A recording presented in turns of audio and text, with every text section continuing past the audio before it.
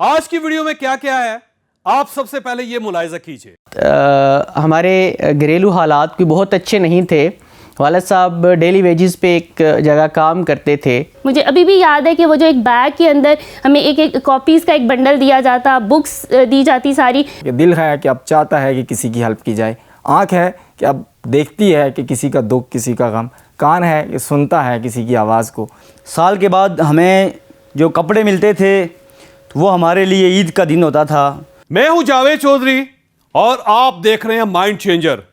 ہمارے ساتھ ایک سال میں 10 لاکھ لوگ جڑ چکے ہیں۔ اگر آپ ان میں شامل نہیں ہیں تو آپ اس سرخ نشان کو ٹچ کر کے اس چینل کو سبسکرائب کر دیجئے اور گھنٹی کے اس نشان کو بھی ہلکا سا پش کر دیجئے۔ مجھے یقین ہے آپ کا یہ فیصلہ آپ کا مقدر بدل دے گا۔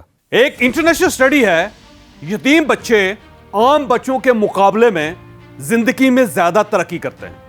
اس سٹڈی کے مطابق دنیا کی 90% discoveries, inventions, business empires, best seller books, ادویات، علاج، آئیڈیاز اور ریکارڈز ان لوگوں نے بنائے جو مکمل یتیم تھے یا پھر ان کا بچپن والد یا والدہ کے بغیر گزرا تھا۔ اس کی وجہ کیا ہے؟ اس کی وجہ یہ ہے کہ اللہ تعالیٰ انسان کو یتیمی کے ساتھ حوصلہ، برداشت، صبر اور آگے بڑھنے کی بے تحاشا خواہش دے دیتا ہے۔ اور ترقی کے لیے یاد رکھیں یہ چاروں چیزیں بہت ضروری ہوتی ہیں۔ چنانچہ یتیم بچوں کو جو ہی تھوڑی سی سپورٹ، تھوڑی سی پش مل جاتی ہے تو یہ کمال کر دیتے ہیں۔ ایسا ہی ایک کمال پاکستان میں ریڈ فاؤنڈیشن کر رہی ہے۔ یہ اس وقت ملک میں 400 سکول چلا رہی ہے۔ یہ ان سکولوں میں اب تک 16,000 یتیم بچوں کو مفت تعلیم دے چکی ہے۔ یہ یتیم بچوں کو صرف مفت تعلیم نہیں دیتی بلکہ انہیں یونیفارم، کتابیں اور کھانے پینے کا سامان بھی دیتی ہے۔ میں خود بھی اس ادارے کا ممبر ہوں، میں اس کا سپورٹر بھی ہوں۔ اس حیثیت سے میں آج چند ایسے نوجوانوں کو آپ کے سامنے پیش کر رہا ہوں جنہوں نے ریڈ فاؤنڈیشن کے سکولوں سے مفت تعلیم حاصل کی اور یہ آج ڈاکٹر، انجینئرز اور استاد ہیں۔ آپ ان کی کہانیاں سنیے اور میں آخر میں آپ سے ایک چھوٹی سی درخواست کروں گا۔ میرا نام ابرار احمد ہے۔ میرا نام مریم حمید ہے۔ میرا نام شعیب نذیر ہے۔ میرا نام ندا نثار ہے۔ میرا نام توصیف عباسی ہے۔ میں ڈاکٹر پرویز احمد۔ آزاد کشمیر کے ضلع بمبر سے میرا رہائشی تعلق ہے۔ پرائیویٹ فرم میں as a software engineer کام کر رہا ہوں۔ جب میں پریپ کلاس میں تھا تو میرے والد صاحب کا بدقسمتی سے انتقال ہو گیا، اور اس انتقال کے بعد ہمارے گھریلو حالات کوئی بہت اچھے نہیں تھے۔ والد صاحب ڈیلی ویجز پہ ایک جگہ کام کرتے تھے، تو اس دوران تعلیم کے لیے خرچ کرنا اور تعلیم کے لیے اخراجات کو پورا کرنا تو ایک بڑا مسئلہ درپیش تھا۔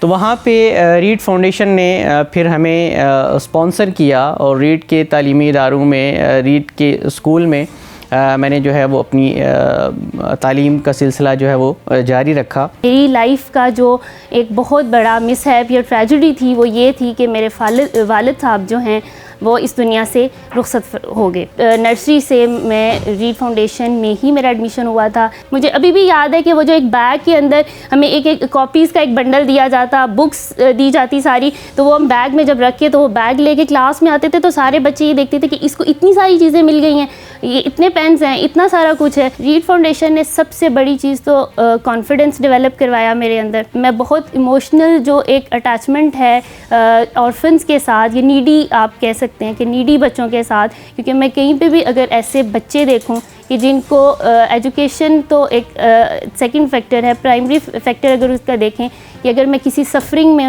دیکھتی ہوں کہ یہ اس طرح سے ہے یا اس کے پاس کپڑے نہیں ہیں یا یہ جوتے نہیں ہیں اس کے پیروں میں، تو وہ ایک چیز وہ ویسے ہی میرے اندر جو ہے میرے دل میں آ جاتی ہے کہ اللہ اس کی میں کیسے ہیلپ کروں۔ میں 3 سال کا تھا، میرے والد صاحب پیرالائسس کی وجہ سے فوت ہو گئے۔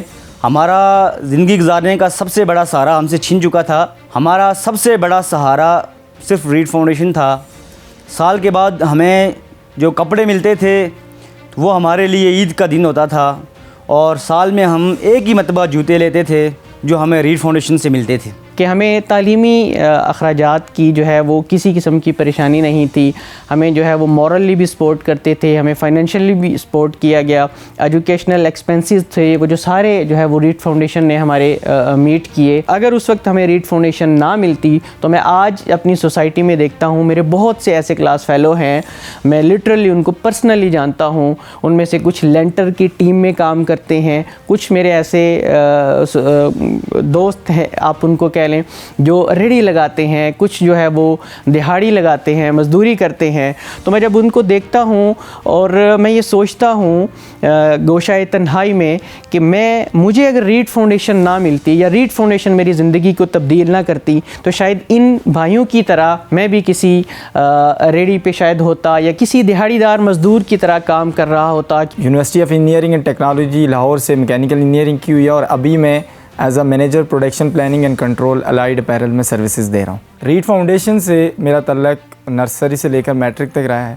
ریڈ فاؤنڈیشن نے جہاں پہ بہت ساری چیزیں تعلیم کے ساتھ ساتھ میں سمجھتا ہوں کہ سب سے بڑی چیز جو میں نے ریڈ فاؤنڈیشن سے حاصل کی ہے, جو میں نے سیکھی ہے, شاید میرے پاس دل تھا لیکن مردہ تھا, میرے پاس زبان تھی لیکن خاموش تھی, میرے پاس ہاتھ تھے لیکن ہلتے نہیں تھے, میرے پاس آنکھ تھی لیکن نظر نہیں آتا تھا. ریڈ فاؤنڈیشن میں جب میں تعلیم حاصل کر رہا تھا اور میں جب ٹیچنگ کر رہا تھا تو سب سے اچھی چیز جو جس نے میرے دل کو جگایا, جس نے میرے دل میں احساس پیدا کیا کہ دل ہے کہ اب چاہتا ہے کہ کسی کی ہیلپ کی جائے, آنکھ ہے کہ اب دیکھتی ہے کہ کسی کا دکھ, کسی کا غم, کان ہے کہ سنتا ہے کسی کی آواز کو, زبان ہے کہ کسی کے لیے بولتی ہے, اور ہاتھ ہیں کہ اب چاہتے ہیں کہ کسی کی ہیلپ کریں. دیہی طبی مرکز میں اپنے فرائض سر انجام دے رہا ہوں. ہم لوگ بیسیکلی آزاد کشمیر میں ایز اے ریفیوجی ہیں جو کہ مقبوضہ کشمیر سے آئے ہوئے ہیں, اور ہماری جو رہائش ہے وہ ریفیوجی کیمپس میں ہے. میری ابتدائی تعلیم ریڈ فاؤنڈیشن اسکول نیلی سے ہے. آج اگر اس جگہ پہ پہنچا ہوں تو اس میں برسر اقتدار جو ریڈ فاؤنڈیشن نے رول پلے کیا وہ اس کا کوئی نعم البدل نہیں ہے. بیسیکلی جو ریڈ فاؤنڈیشن کا سلوگن ہے رورل ایجوکیشن اینڈ ڈیولپمنٹ, اس لفظ نے جو مجھے اسٹیمنا دیا ہے وہ یہ ہے کہ میری جو جاب ہے وہ رورل ہیلتھ سینٹر میں ہے, دیہی طبی مرکز میں ہے, اور اس دیہاتی علاقے میں جہاں ہیلتھ کی, جہاں صحت کی کوئی سہولت میسر نہیں ہے, وہاں اگر دور پیری فیری سے لوگ آ کے مجھ سے جب چیک کرواتے ہیں, وہ جو مجھے دوا دے کے جاتے ہیں واپسی پہ, میں یہ سمجھتا ہوں اس دوا کا سہرا جو ہے وہ جو دوا لگتی ہے انڈائریکٹلی میری والدہ, ریڈ فاؤنڈیشن کے جتنے بھی معاون ہوتے ہیں, جتنے بھی ڈونر ہیں جنہوں نے آج اس سٹیج پہ لا کے مجھے کھڑا کیا ہے, وہ ان کو جاتی ہے. اور میں اس کا تہ دل سے شکر گزار ہوں ان ڈونرز کا بھی اور ریڈ فاؤنڈیشن کا بھی کہ جنہوں نے مجھے اس سٹیج سے اٹھا کے آج اس سٹیج پہ سوسائٹی میں لا کھڑا کیا ہے. اور اس اچیومنٹ کا جو سہرا جاتا ہے وہ ریڈ فاؤنڈیشن کے سر جاتا ہے. اور میرا تعلق بمبر آزاد کشمیر سے ہے, اور اس ٹائم میں انٹرنیشنل اسلامک یونیورسٹی اسلام آباد سے MS سوشولوجی کر رہی ہوں. ریڈ فاؤنڈیشن ان چلڈرن کی ایجوکیشن کو سپورٹ نہ کرتی جو کہ اپنی ایجوکیشن, جن کی فیملیز ان کی ایجوکیشن کو افورڈ نہیں کر سکتے تھے, تو یہ اسٹوڈنٹ آج کسی نہ کسی کرائم میں انوالو ہوتے یا پھر چائلڈ لیبر میں انوالو ہوتے یا اسٹریٹ کرائمز میں انوالو ہوتے. لیکن ہم نے ایسی پرسنالٹیز جو ابھی ہمارے ساتھ ہیں, انہوں نے ریڈ فاؤنڈیشن سے پڑھا ہے اور آج یہ ڈاکٹرز ہیں, انجینئرز ہیں. اس کے علاوہ ہمارے پاس کچھ گورنمنٹ ٹیچرز ہیں جن کو ریڈ فاؤنڈیشن نے ڈیولپ کیا ہے. تو میں آخر میں یہی کہوں گا کہ دیے سے دیا جلائیں, شمع سے شمع جلائیں, تبھی روشنی ہوگی, اور یہی روشنی آپ کو جنت میں لے کے جائے گی اور رفاقت رسول تک بھی آپ کو پہنچائے گی. یہ چند مثالیں تھیں. ایسے 16,000 نوجوان ہیں جنہیں آپ جیسے لوگوں نے سپورٹ کیا. ریڈ فاؤنڈیشن نے انہیں تعلیم, کتابیں, یونیفارم اور خوراک دی, اور آج یہ 16,000 نوجوان پورے ملک کی خدمت کر رہے ہیں. ان کے خاندان بھی انتہائی خوشحال زندگی گزار رہے ہیں. ریڈ فاؤنڈیشن کے 390 تعلیمی اداروں میں اس وقت 1,12,000 اسٹوڈنٹس پڑھ رہے ہیں. ان میں 12,000 ان جیسے یتیم بچے بھی شامل ہیں. فاؤنڈیشن کو ان 12,000 بچوں کے لیے ہر سال 36 کروڑ روپے چاہیے ہوتے ہیں. آپ سال میں صرف 30,000 روپے کا عطیہ دے کر ان 12,000 بچوں میں سے کسی ایک بچے کو 1 سال کے لیے فائنانس کر سکتے ہیں. آپ کے یہ 30,000 روپے یقین کیجئے کسی ایک یتیم بچے کو ڈاکٹر, انجینئر, وکیل یا سائنسدان بنا دیں گے.